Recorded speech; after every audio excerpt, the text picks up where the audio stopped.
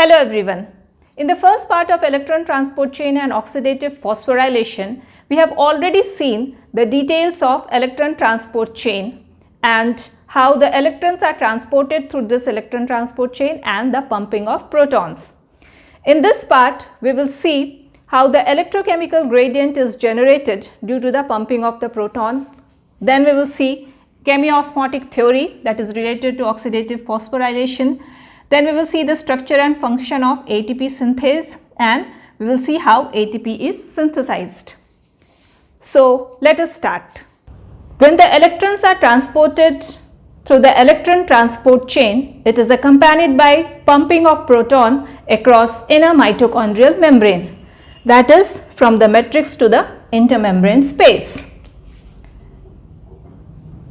When a pair of electrons is transferred from NADH, 10 proton is pumped across the inner mitochondrial membrane, and when pair of electron is transferred from FADH2, then 6 protons are pumped.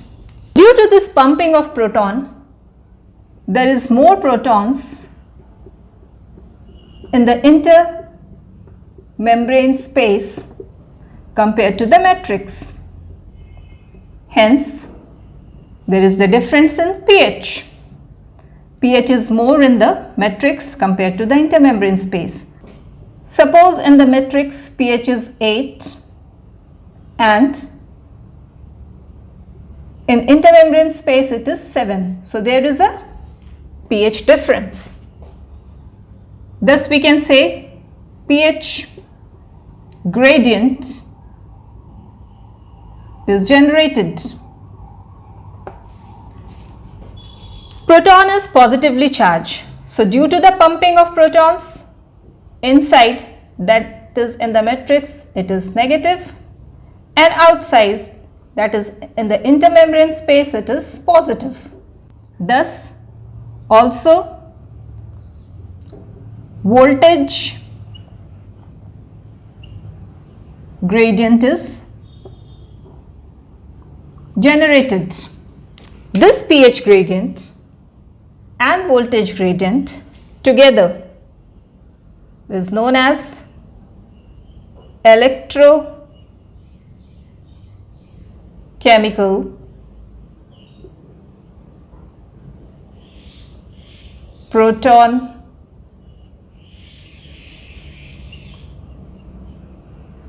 gradient. This electrochemical proton gradient exerts proton motive force. So now there is a question that how ATP synthesis takes place in the cellular respiration. For this, a theory was proposed by Peter Michel, that is known as the Chemiosmotic Theory. This is matrix, this is inner mitochondrial membrane, outer mitochondrial membrane, intermembrane space. This is electron transport chain in the inner mitochondrial membrane. When the electrons are transported through this electron transport chain, then these respiratory enzyme complexes pumps proton across the inner mitochondrial membrane, that is from the matrix to the intermembrane space. Due to this, the concentration of proton is more in the intermembrane space compared to the matrix, and this generates electrochemical proton gradient.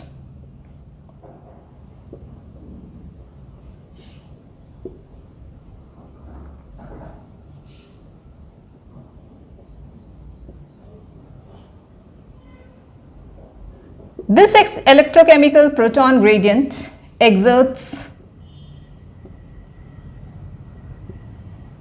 proton motive force. Due to this proton motive force, now the proton flows downhill through ATP synthase. That is from the high concentration of proton to the lower concentration of proton, or in other words, from intermembrane space to matrix. This ATP synthase is transmembrane protein complex. And during the flow of the proton, energy is dissipated. This energy is used in the synthesis of ATP from ADP and inorganic phosphate in the matrix. In this way, ATP is synthesized. So now we know that using the proton motive force, protons move down the electrochemical proton gradient, that is from intermembrane space to matrix. And in this movement, large amount of energy is released. This energy is used in the synthesis of ATP, and this synthesis of ATP is catalyzed by ATP synthase. Let us see the detailed structure of ATP synthase. ATP synthase is also known as the F0 F1 complex or complex 5.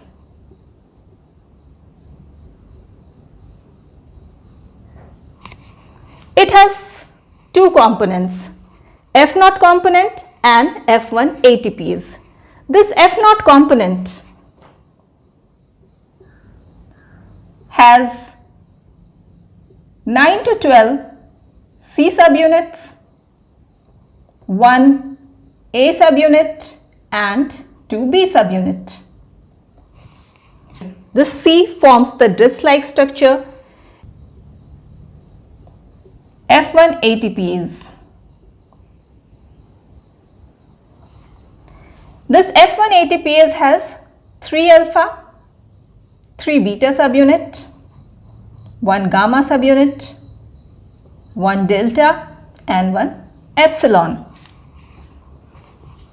F0 component is embedded in the inner mitochondrial membrane and F1 ATPs protrudes in the matrix. This gamma subunit is present at the center of the F1 ATPs and interacts with the F0 ATPs. And F1 ATPs is tightly bound to the F0 component. There are 3 alpha and 3 beta subunits. This 3 beta subunit is the site for ATP synthesis.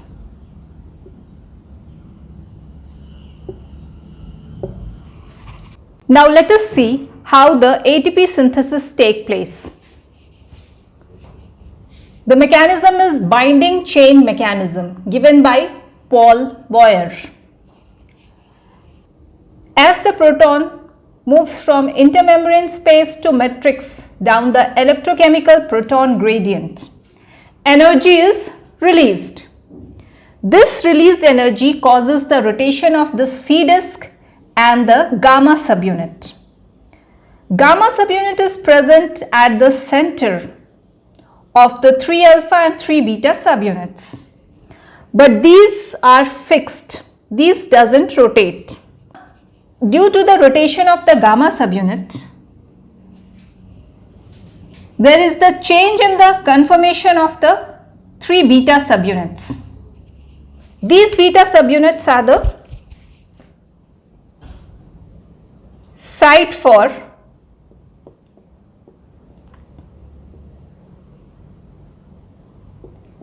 ATP synthesis.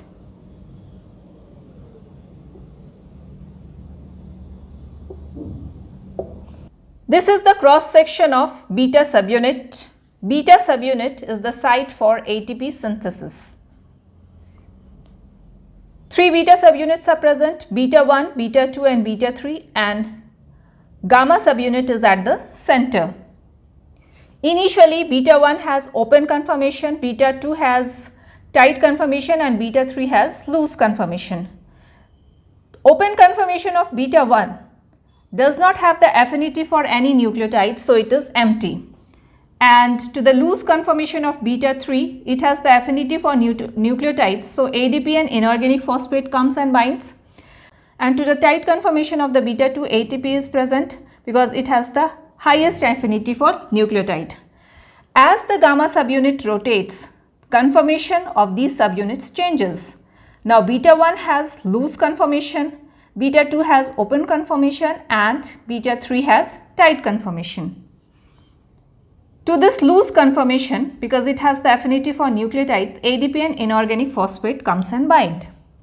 And to beta 3, which has the tight conformation, it has the highest affinity for the nucleotide, so from ADP and inorganic phosphate, ATP is formed.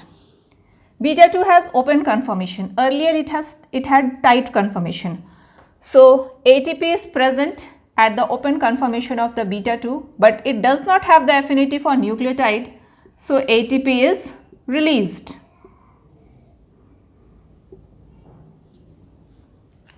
So we can see that at the beta 1, which has the loose conformation, ADP and inorganic phosphate is present. At beta 3, which has tight conformation, ATP is present, and at beta 2, which has the open conformation, it is empty.